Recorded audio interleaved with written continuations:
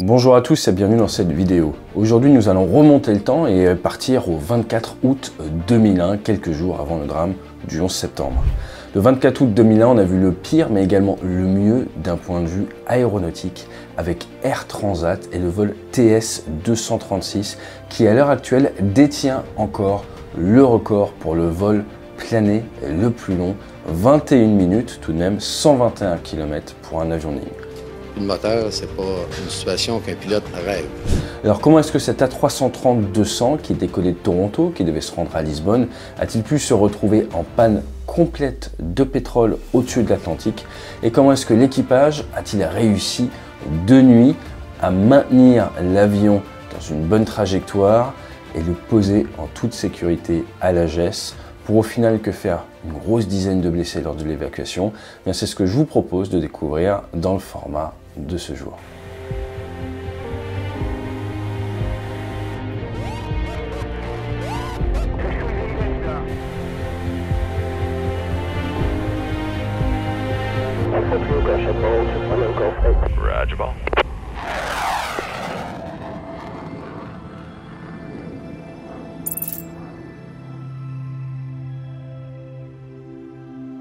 En cette fin août 2001, vous avez 306 âmes à bord, comme on dit, souls on board, 293 passagers et 13 membres d'équipage qui décollent de Toronto Pearson avec ce vol Air Transat 236. L'objectif, c'est de se rendre à Lisbonne et au milieu de l'Atlantique, à 5h03, l'équipage détecte un souci au niveau de l'huile.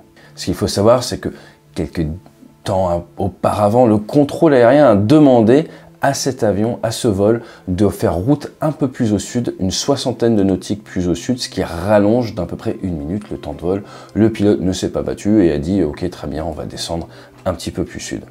À 5h03, avec ces soucis d'huile, une température d'huile qui descend et une pression d'huile qui monte, quelque chose d'assez rare, eh bien l'équipage va être pas mal occupé à essayer de trouver ce qui se passe. À 5h33, il détecte une désymétrie carburant. À 5h45, ils prennent la décision de se dérouter vers la Gesse dans les Açores. À 5h13, ils perdent le réacteur droit et enfin à 6h26, ils perdent le réacteur gauche. Ils sont alors au niveau 345, à 65 nautiques de la Gesse et finalement à 6h45, ils se posent piste 33 au lever du jour. Au moment du poser, il y a éclatement des pneus, on verra pourquoi. Il y a augmenté de la température, forcément augmentation de la température au niveau du train. Et finalement, il y a un incendie qui se déclare au niveau du train gauche, résolu, réglé quasiment dans la foulée par les pompiers de la base militaire de la Gesse. Et vous avez à peu près 16 passagers et 2 membres d'équipage des PNC, personnes navigants commerciaux, qui sont légèrement blessés lors de l'évacuation qui aura duré moins de 90 secondes. Ces événements sont relatés dans le film Piché entre ciel et terre, qui parle de la vie et de cet exploit aéronautique du commandant de bord Robert Piché. Certaines personnes disent que le plus long vol plané pour un avion de ligne, eh bien ce n'est pas cet exploit canadien, c'est la Caravelle Lorraine pour être précise, qui le 15 avril 1959, Caravelle fabriquée par Sud Aviation, a fait Paris-Dijon en planant. Alors ce qu'il faut savoir, c'est qu'ils sont montés à 13 km d'altitude verticale Paris, qu'ils avaient encore de l'eau sous la quille au-dessus de Dijon, que leur vol plané qui a duré 265 km en 45 minutes, eh bien n'était pas vraiment un vol tout coupé puisqu'ils ont gardé les réacteurs allumés sur ralenti pour le dégivrage. Donc c'est bien cet A330-200 d'Air Transat qui a ce record. Alors Air Transat, c'est une compagnie canadienne basée à Montréal qui a été créée en 1987. À l'heure actuelle, ils ont encore 38 aéronefs, de 737, 321 Neo, du 321, du 330-200 et également de l'Airbus 300 et ils desservent 76 destinations avec environ 2500 employés. L'A330 dont il est question dans cette histoire, eh bien c'est un superbe biréacteur long courrier d'Airbus, c'est le 3e type de long courrier le plus livré au monde. Le numéro 1, eh bien c'est le 777 avec 1690 aéronefs livrés. En numéro 2, vous avez le 747 avec 1571 avions livrés et vous avez les 330 avec 1543 aéronefs livrés et tout de même 1759 en commande. Ce qu'il faut savoir, c'est que le tout premier 330, c'était un A330-300. Il a volé en novembre 92 En 1994, il était en service chez Air Inter. Le plus gros opérateur d'A330 au monde, c'est Turkish Airlines avec 61 aéronefs. Et le 330-200, dont il est question, eh bien, il est légèrement plus léger, légèrement plus court. Il a fait son premier vol en 98. Et ce qui est à noter, c'est qu'à l'heure actuelle, vous avez des A330 normaux, vous avez des A330 Neo, plus efficaces en termes de motorisation, et même des versions militaires MRTT qui permettent du transport ou du ravitaillement en vol. Un Airbus A330 classique, vous mettez 246, environ 406 passagers, vous avez une masse à vide de l'ordre de 120 tonnes et une masse max au décollage de l'ordre de 240 tonnes. Vous êtes donc du simple au double. L'avion d'Air Transat qui nous intéresse, c'est le Charlie Golf India Tango Sierra. Alors Tango Sierra TS, hein, c'est les petites lettres d'Air Transat. Il a été retiré du service en mars 2020, mais voilà, en août 2001, il a un souci au niveau de son réacteur droit. Le réacteur 2, son Trent 772B. Donc c'est un moteur Rolls-Royce. Et il y a eu une détection de limaille. Donc détection de limaille dans le système d'huile, ça veut dire quoi? C'est-à-dire que il y a quelque chose qui ne se passe pas comme prévu, donc le moteur est démonté et il faut changer le moteur. Ils n'ont pas le bon moteur en stock, Rolls-Royce en prête un, et le 17 août à minuit, eh bien, il y a un changement de réacteur, sauf qu'il s'avère que le réacteur de près, il n'y a pas la pompe hydraulique à l'arrière. C'est pas exactement le même moteur de réacteur, le même modèle. Il y a eu un bulletin de maintenance entre les deux, et du coup, eh bien, le mécanicien qui est en train de monter ça, il demande un peu avis à son bureau d'études, et ce qui va se passer, c'est qu'il va tout simplement faire des petites modifications. En gros, pour faire très simple, il va installer un système hydraulique qui ne devrait pas être présent comme ça. Et au niveau de ce système hydraulique, eh bien, vous allez avoir un frottement avec la canalisation de pétrole. Donc la raison de la fuite qui va arriver, c'est un manque, tout petit manque de marge, de voilà, quelques millimètres, quelques centimètres entre la canalisation hydraulique et la canalisation de fuel, et à force de frottement, après 67 heures d'utilisation, cela va décaper le tuyau et créer la fuite de pétrole. L'équipage est composé, pour les PNT, personnes navigantes techniques, de Robert Pichet, qui est troisième d'une fratrie de 4 enfants, qui a fait ses cours à Chicoutimi, dans le nord du Canada, qui a 48 ans au moment des faits, 16 800 heures de vol, quasiment 800 sur Airbus A330, a eu 62 heures off avant le vol, donc est bien reposé, a une belle expérience sur planeur, a fait du Boeing 737, du DC-3, du DC-4, du DC-6, de l'Embraer 120, du Fokker 27, bref, il a fait beaucoup d'avions. Il est rentré dans la compagnie en 96 comme copilote, est passé commandant de bord 1 an et demi après, et a fait sa formation sur 330 à la maison mère d'Airbus à Toulouse. Il est à noter que le commandant de bord a fait un petit peu de prison. C'est quelque chose qui va ressortir d'ailleurs après l'accident dans la presse. Alors qu'il avait perdu son emploi dans le nord du Canada, il s'est retrouvé à faire un vol Jamaïque-États-Unis avec de la drogue, et il a écopé de 5 ans de prison aux États-Unis. Au final, il fera 16 mois. Et dans les interviews qu'il donne, le commandant Pichet estime que c'est là qu'il a vraiment développé son sens de la survie. Dirk de Jaeger est son copilote, 28 ans au moment des faits, 4800 heures de vol, dont quasiment 400 sur Airbus A330.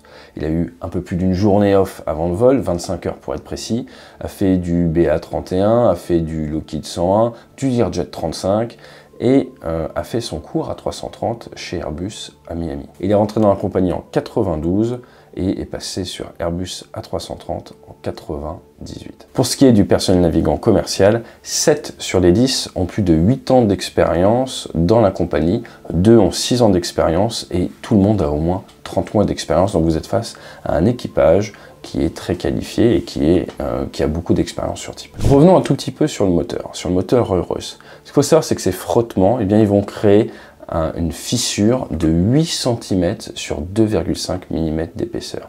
Donc c'est vraiment énorme. Cette fuite, elle arrive après l'échangeur, et vous avez donc beaucoup de carburant qui passe dans l'échangeur fuel-huile. Alors cet échangeur fuel-huile, il sert à quoi? Il sert à réduire la température de l'huile. Vous avez l'huile qui dans un réacteur va monter en température, et bien ce que vous faites, c'est vous avez votre canalisation de pétrole qui passe autour de votre canalisation, autour de l'huile dans cette fameuse échangeur. Ça permet de baisser la température de l'huile. L'huile utilisée ce jour-là, c'est du Mobile Jet Oil 2, et ce qu'il faut savoir, c'est que plus elle est froide, plus elle devient visqueuse, et du coup, moins vous en avez qui revient vers le réservoir et généralement, plus vous allez avoir une pression d'huile qui augmente pour lutter contre ce phénomène. Donc si vous avez une forte fuite de pétrole après cet échangeur fuel-huile, qu'est-ce qui va se passer? Eh bien, vous risquez d'avoir votre température d'huile qui s'abaisse parce qu'il y a beaucoup plus de pétrole, du coup, eh bien ça refroidit mieux votre huile. Du coup, avec cet abaissement de la température, vous avez augmentation de la viscosité, donc diminution de la quantité affichée dans le réservoir. Pourquoi? Parce que votre jauge d'huile, elle se situe dans le réservoir, et augmentation de la pression parce que le système essaye de faire revenir plus d'huile vers le réservoir. Et c'est exactement la première problématique que l'équipage va rencontrer. Diminution de la température d'huile, augmentation de la pression, diminution de la quantité d'huile. Regardons un tout petit peu le système de pétrole. Alors je ne vais pas rentrer dans le détail du système de pétrole de l'Airbus A330, nous avons déjà fait une vidéo le mois dernier qui explique tout ça en détail. Je vous rappelle que vous avez des réservoirs à gauche, des réservoirs à droite et un petit réservoir, un trim tank à l'arrière où il y a des transferts. Le réacteur gauche reçoit son pétrole des réservoirs gauche, réacteur droit du réservoir droit. Entre les deux, vous avez un cross-feed, un système qui permet d'ouvrir des robinets et de partager. De base, en temps normal, il est fermé. Dans le cas de notre vol aujourd'hui, eh bien, il va y avoir une fuite qui va s'élever à 13 tonnes par heure. Une fuite absolument énorme.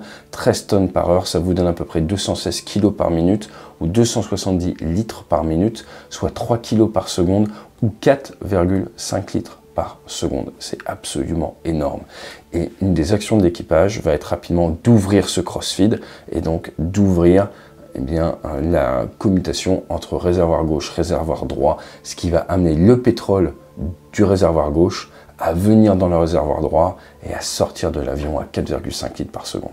D'un point de vue électricité, sur un avion comme ça, vous avez 2 générateurs et 3 batteries de 24 volts. En plus, vous avez un petit APU, petit réservoir de queue à l'arrière, et en cas de panne électrique totale, vous avez une rate. Alors la rate, c'est la Ram Air Turbine, c'est une petite hélice qui sort qui va vous permettre de récupérer de la pression hydraulique, mais également un peu d'électricité. À savoir qu'en panne d'électricité sur ce type d'aéronef, vous allez vous retrouver sans enregistreur, sans flaps, sans compensateur, sans possibilité de voir les freins automatiques, sans système de navigation DME qui vous donne la distance, et également avec beaucoup moins d'ordinateurs. À partir du moment où vous sortez les flaps one, les slats qui sont situés sur l'avant des ailes, automatiquement le système passe sur batterie et il vous reste alors à peu près 30 minutes d'autonomie. Avant ce moment, c'est principalement la rate qui va vous aider. Les commandes de vol sont également affectées en cas de panne moteur. Et là, eh bien, vous perdez le circuit bleu, le circuit jaune, il vous reste le circuit vert. Un Airbus aime bien les couleurs. Et dans ce cas-là, eh bien, vous réduisez vos protections de domaine de vol, vous perdez le pilote automatique, le spoiler qui vous permettent manière de faire aérofrein, des gâcheurs de portance. Vous allez perdre les freins en normal, le nose wheel steering qui vous permet de bouger la roulette de nez de l'avion. Vous allez perdre la capacité à utiliser les reverse, ce qui est assez normal si vous n'avez plus de réacteur. Et vous allez également perdre tout ce qui est compensateur au niveau de la queue, donc ça va être beaucoup plus difficile de bien stabiliser l'avion.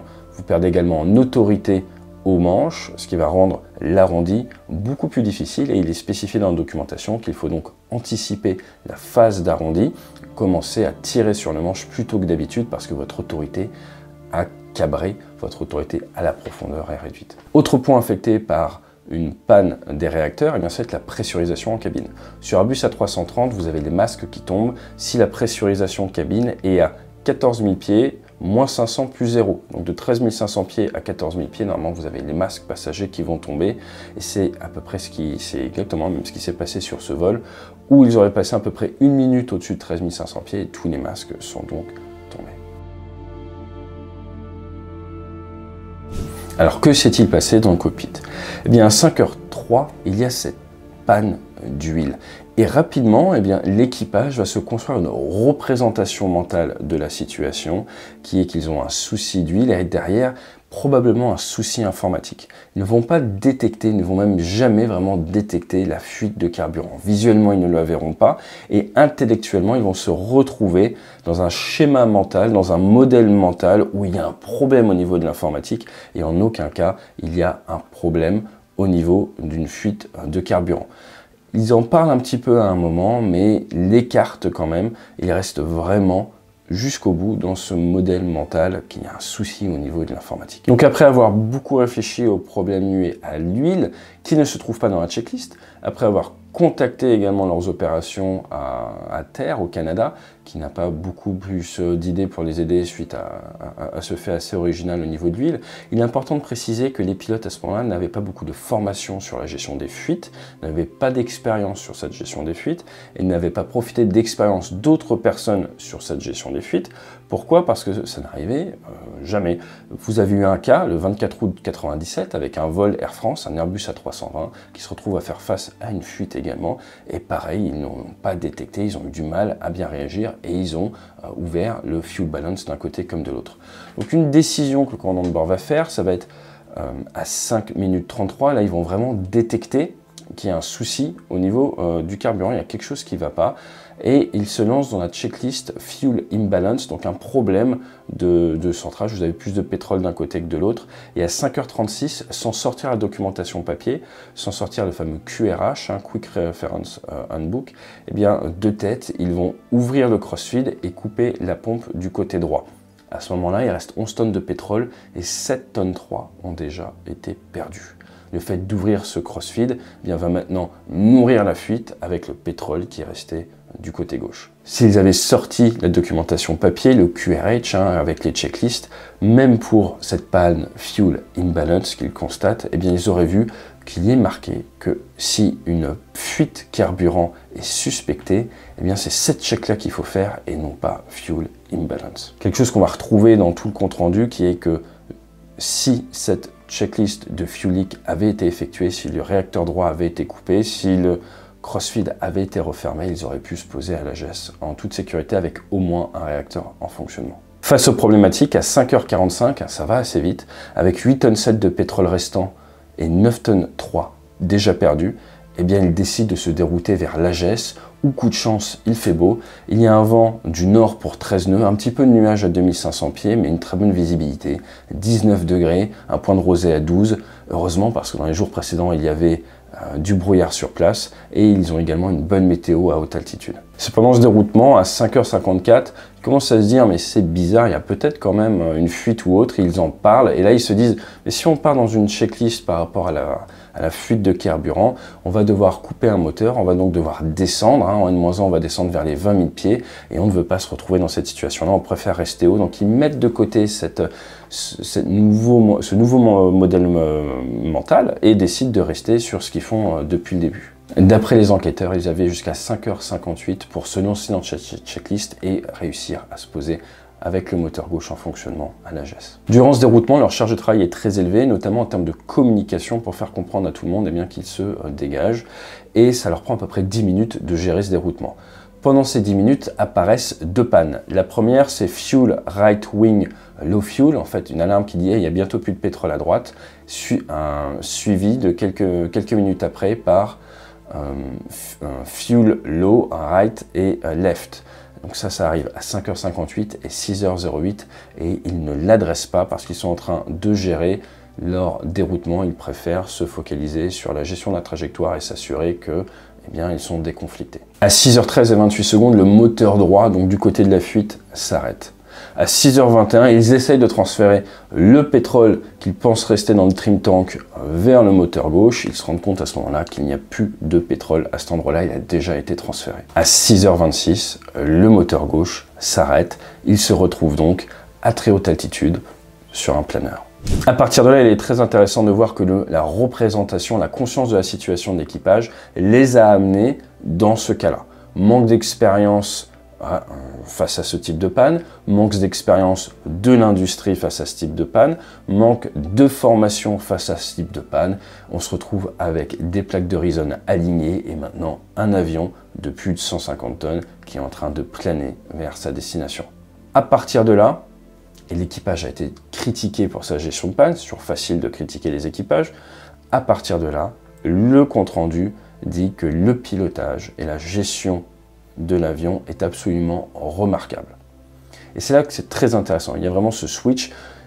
Initialement, peut-être que On se retrouve dans une spirale de l'échec, mais là maintenant, face à cette situation d'urgence, ça décoince, comme on dit, de manière absolument extraordinaire dans le cockpit. Et vous avez le commandant de bord assisté de son copilote qui vont faire un vol plané absolument incroyable et gérer leur énergie de manière très efficace.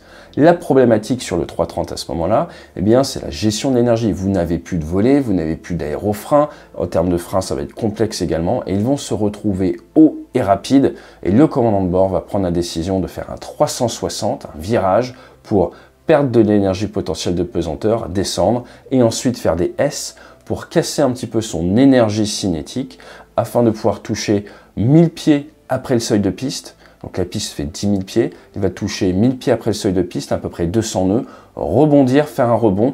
Après le rebond, parce qu'il a énormément d'énergie, l'avion n'est pas du tout en incidence comme d'habitude, il va écraser les freins. Je vous rappelle qu'il n'y a pas d'anti-skid de système là, pour aider le freinage ou éviter le blocage des roues. Bloquer les roues roues du train principal eh bien, vont prendre feu, vont se disloquer et au final, eh bien, ils vont s'arrêter avec 2400 pieds de marche par rapport à l'arrêt.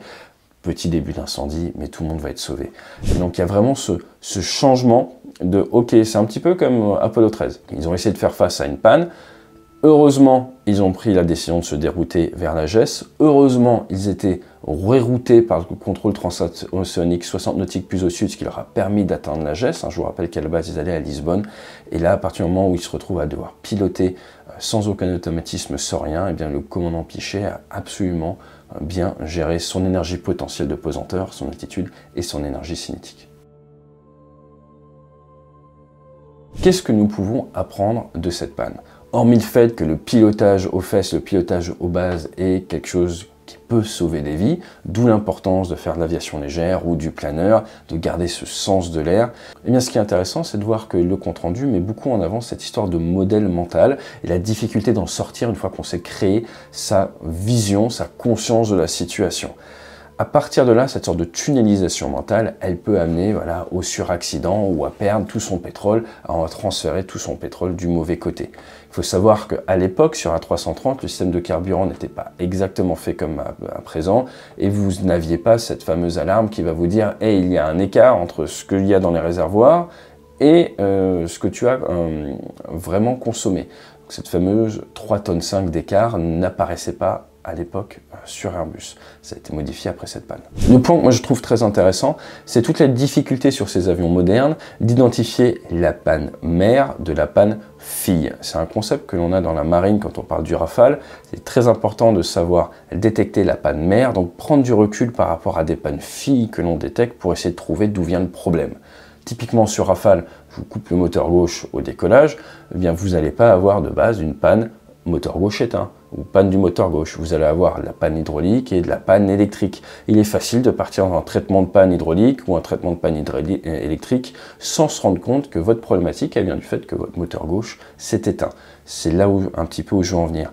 Dans leur cas, c'est un problème d'huile, mais ce problème d'huile est la panne fille. Le problème mère, c'est la fuite de carburant. Et toute la difficulté pour les pilotes, toute la difficulté même au-delà du cockpit, c'est souvent de réussir à comprendre que vous êtes face à une panne fille, et c'est la prise de recul, l'expérience, le partage d'expérience avec vos collègues qui vous permet de nourrir cette réflexion, qui va faire de vous un parfait Sherlock Holmes, qui va réussir à détecter quelle est la panne mère, la vraie raison derrière vos ennuis. C'est une des raisons pour lesquelles dans l'aviation on pousse nos copilotes, nos PNC à challenger le commandant de bord, à essayer d'amener des idées et que souvent on donne la parole aux membres d'équipage le plus jeune avant d'exprimer notre point de vue en tant que commandant de bord pour éviter d'écraser avec notre modèle mental le modèle de nos camarades. Il est à noter quand même dans cette panne que le commandant de bord a demandé à l'équipage d'essayer de regarder s'ils voyaient une fuite de carburant dehors. Ils ne l'ont pas vu. Donc ils ont essayé de challenger leur point de vue. Ils ont essayé d'aller trouver des informations différentes, mais malheureusement ce jour-là, ils n'ont pas réussi à les recueillir. Comme vous le savez, c'est beaucoup plus facile au sol, encore plus 20 ans après, assis tranquillement sur une chaise. Dans tous les cas, l'Airline Pilot Association, la fameuse ALPA, elle a distingué ces deux pilotes grâce à ce vol, grâce à cette manière dont ils ont réussi à reprendre la situation en main et sauver tout le monde, à imposer pas cassé. J'espère que cette vidéo qui avait pour objectif de mettre en avant ce vol, l'action de l'équipage qui a réussi à à poser tout le monde en toute sécurité à la geste, vous amener à réfléchir sur l'importance de la prise de recul, l'identification de la panne mère et non pas la tunnelisation sur la panne fille, et que ça pourra peut-être vous aider dans votre quotidien. À très bientôt pour une autre vidéo. On va bientôt parler de combat aérien une fois par mois, et prochaine vidéo d'analyse d'accident, ça sera le mois prochain, un lundi sur cette chaîne. Fly safe et peut-être à bientôt en conférence ou en formation dans vos entreprises. Et petit point, maintenant, eh bien, nous lançons également notre format podcast. N'hésitez pas à regarder nos réseaux sociaux, nous allons en parler. Fly safe.